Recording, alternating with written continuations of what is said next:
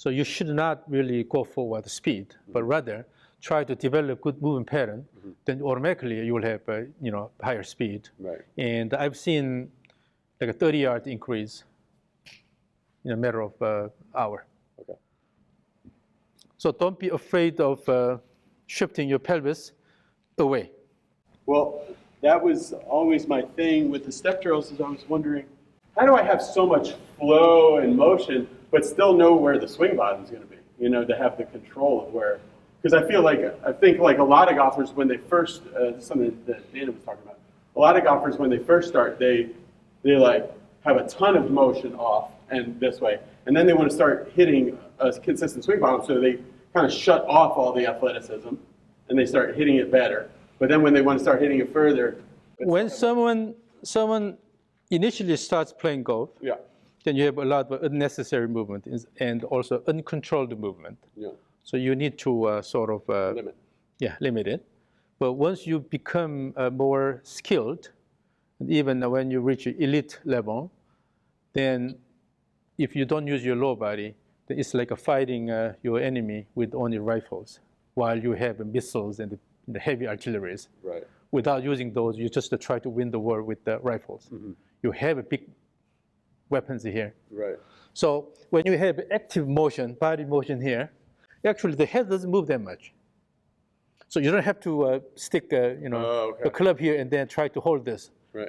And then just try to turn. But instead, when you have a good active motion here, your head is only moving like that much. Yeah. Because the waist supporting hip is moving up, not the whole body. So you don't really have this motion, but rather this goes up, this goes up, goes up, goes up here. So even if you have really active rhythmic motion here, your head does not move much. Yeah, use your muscles here, and then let it go. Yeah, so you don't have to use your arms a lot. That was too much arms. No, this was good. Do you have any more tape? Or like colored tape? I wonder. So, come here, Mike, right here. I definitely get the feeling that the super big key is if I'm here and I look down this way, boom, and my eyes are like that. And they also have, in this position, have a pelvis more this way. So more like this. Bend here, so in your field, like that. You have almost a reverse C posture. Yeah. But the way we see it is perfect, aligned. Oh, okay. Well aligned. So some people might look at that and say that's a reverse C, but you would say no. You will feel that because you are accustomed to this posture. To this, yeah. I have to feel like So when you do this, maintain the spine axis and then simply put the left hip in front of the right foot here. Then you will feel like you are in a reverse C position. Yep. But if we look at the data, actually elite golfers have this to a certain extent. Okay. So don't be afraid of shifting the pelvis this way. Right. So we go. Yeah. Then naturally you will be able to use these muscles. I like that because it reminds me. There's the ball. Let's do stage 3. Stage 3, no step. No steps at all. So assume your normal stance. Yeah. But you will maintain the same rhythm. Throw the club this way, bring it back. Trigger move, but no steps. Yeah. In the trigger move, it can feel like right hip in front of left hip. Yes. Yes. Yeah. And so right hip in front of left hip, left in front of right? Yeah. So essentially, the main thing is your pelvis going this way and this way. Yeah. If this is done properly, instead of pelvis going backward like this, if the weight-bearing side goes up and then non-weight-bearing side goes in front of the weight-bearing side. Weight-bearing side goes up. Up. Yeah. Yeah, up. So weight-bearing side goes up here, then non-weight-bearing side goes in front of the weight-bearing side here, and then let it go here. Oh, okay. So during the trigger motion, you will have similar motion here. The weight-bearing side is always higher. Yeah. So throw the club this way and then. Sorry. Let me do trigger motion. Throw, bring it back here, then let it go. So your pelvis is actively moving, active, but your head is not moving that much. Right. It really feels wild. Okay. So you will be able to have overall, consistency by not moving the head a lot. All right, let's try that. But your pelvis can be active. Yes. Yeah, because I'm moving a lot. Yes. But when I was doing it on my own, I was like. So the worst is when the upper part sways a lot, Yeah. then you have trouble. Right. You have trouble in terms of controlling the The shot. sway and the movement's like. Yeah. So what happens is the reason why we have this wide stance and then also two legs is because with these, you are supposed to interact with the ground. Interact with the ground. Yeah. Yeah. And then so it will allow the interaction, but a lot of motion here, but your head is not moving that much, really.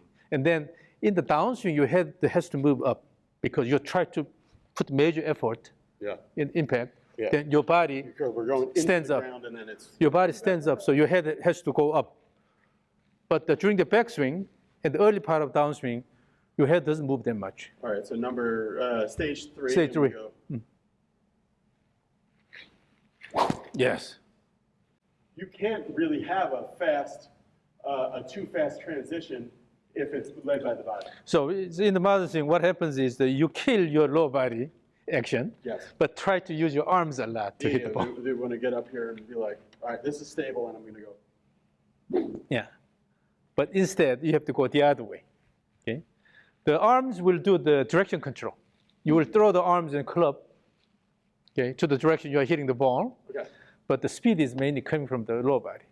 What do you see the role of the arms in the golf swing then? Because we're still talking about so much with the body. Just to have good impact. So the arms kind of provide some stability. Boom, we hit with good. So overall, you will guide the motion of the club in the right direction, and also you have a face control. So these are small jobs done by small muscles. And then the big job, like generating speed, that has to be done by the big muscles. So if it's a spaceship, like this is all the thrusters that get it off the earth. But then the arms and everything are just like those little rockets we see on the outside. Just added to adjusting the orientation of the right. satellite. That feels good. I really like in the trigger move getting this right hip in front of the left. Yes. Rather than just. Yeah. It's not just arm motion, but you have to use your body. Ready, go. Now you will be shocked when we compare this with your initial swing motion. Oh yeah, it's just not athletic. You can really see the difference. Yeah, it's like a hitch in there, and it's not. It's all arm driven, and then downswing. Yeah, this is like really not moving very centric, much until the arms yank at it, and then it moves. Yes, yeah. It's really downswing centric, and then you're just putting a lot of effort in downswing only. So all my brain was thinking about upper body and downswing instead of backswing, force, body lift. So now the backswing and downswing is just one piece. Right. Okay, so let me ask you, if I have a ball here, I can't really do my trigger move because I would whack the ball. That's where we are going now. Okay, good. So through the 3 stages, we try to develop the rhythm. Yes. Okay. Believe it or not, you are already accustomed to the rhythm. Okay. Then the next is bring this to your normal swing. So how are you going to take advantage of this rhythm in your normal swing? That's the key point. Yes. And we can do different things. You can introduce a different type of trigger motion using the body because you cannot throw the club now. So keep the club here, but you can still generate the pelvis motion. That doesn't have to be that jerky. So again, this is part of the whole rhythm here. Which part was jerky? The initial, this motion. Oh, okay, so we go smooth this way. Yes. So imagine you are throwing the club this way, then you will just turn this and then bring it back, right? The same thing. Go this way and then bring it back. Yeah. Maintain the same rhythm and at the same tempo. Yes. So that's one way. So you can introduce, some sort of trigger motion using the body. Matt Wolf or Gary Player. And Henrik Stenson, and McElroy, they have a little bit of a trigger motion before they start. Yeah, right. Okay? Right. So this is one way. Or you just pay attention to just a fast backswing. So I would say do the backswing crazily fast. Just try to do the backswing really fast.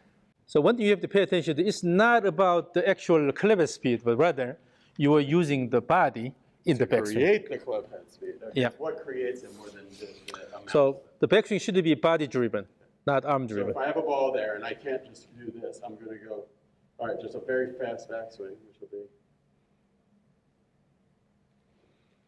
Yes. So Yeah, I got it. 62 miles an hour. So now what I see is that before you start the backswing, you are shifting the pelvis slightly and then turn. Yeah, just That's what I automatically, yeah, right? that's what I expect. Yes. So now when you start the backswing, you have a slight shift and then turn around instead of just spinning around. Oh, okay, I got you. So that initial shift away from the It's a target. little too spinny right now. Those last ones. No, I think it's okay. Okay. But just emphasize that shift, initial shift and More turn, like shift and turn. this. But it doesn't have to be exaggerated the shift. But again, it should be on this leg. Left in front or right. Yeah. So simply you are rotating around your right hip. Okay. So a shift and then rotate around the right hip, because the right hip is supporting your body.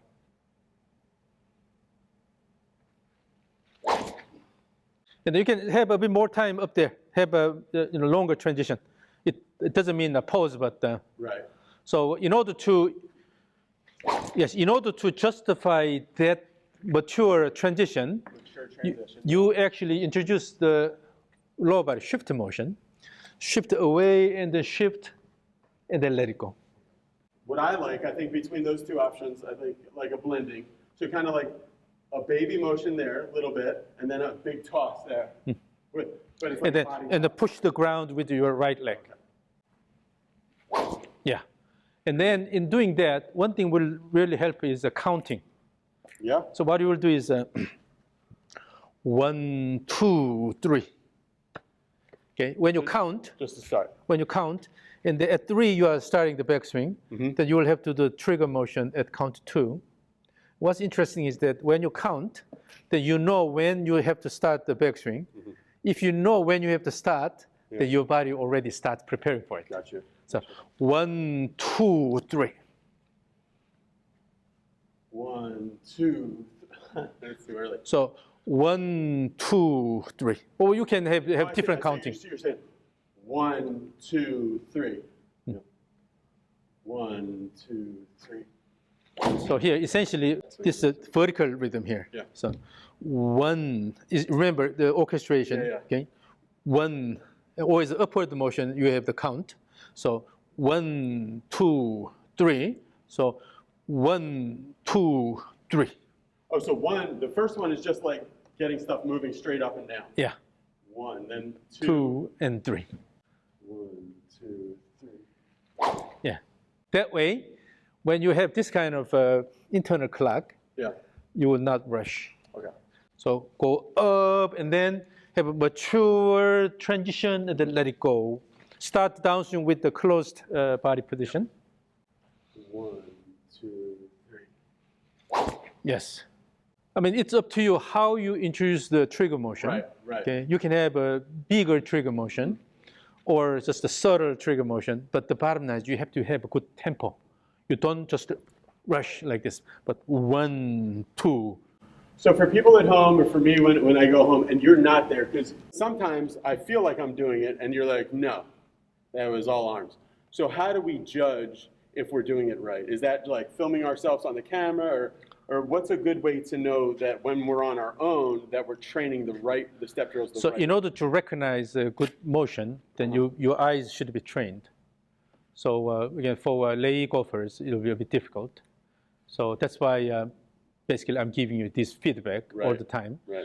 But once you feel that rhythm, and then you develop your ability to recognize like a video of myself. Good movement pattern, then it should be pretty straightforward. But that's why it is important to train the instructors. Right. Yeah, so just imitating the step drills, that doesn't work, because unless you know the key components. Right. So first you develop the rhythm, the timing, but then you have to really work on the movement pattern. Yeah, because it's not just about doing the step drills or even about like how much speed it is. It's really what you're using as the engine for the different parts of it. So when your movement pattern is really good, the speed comes naturally. Yeah. So you should not really go for the speed, but rather try to develop good movement pattern. Then automatically you will have higher speed. Right. And I've seen like a 30-yard increase in a matter of hour. Okay. So Cool. to me, 30 yards is the magic number. Yeah. So if you get the rhythm correctly, then you will see at least a 30-yard increase. Thanks for watching, everybody. Click the subscribe button now to make sure that you see all the videos that are coming out that I shot with Dr. KWON.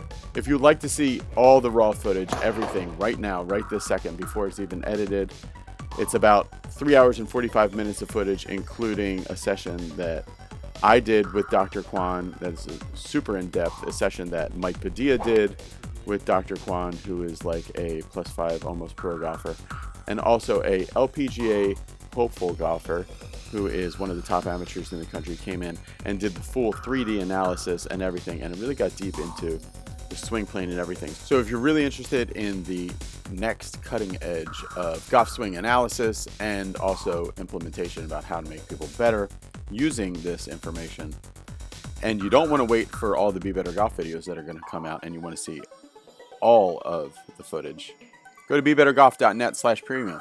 You'll see it there. Thanks for watching, everybody. Thanks for supporting the channel too. Bye. Now, if you remember what you did early on, you are sitting down and then opening the pelvis early, okay, and then try to swing with your arms. That early opening of your pelvis, that is actually a bad movement, and it interfered with the quick learning of the rhythmic motion. Getting the left in front of the right and then kind of that push move. But he doesn't have that, so that's why he quickly responds to this new pattern. Yeah, and then feel the rhythm, and then go in, and then remember the rhythm.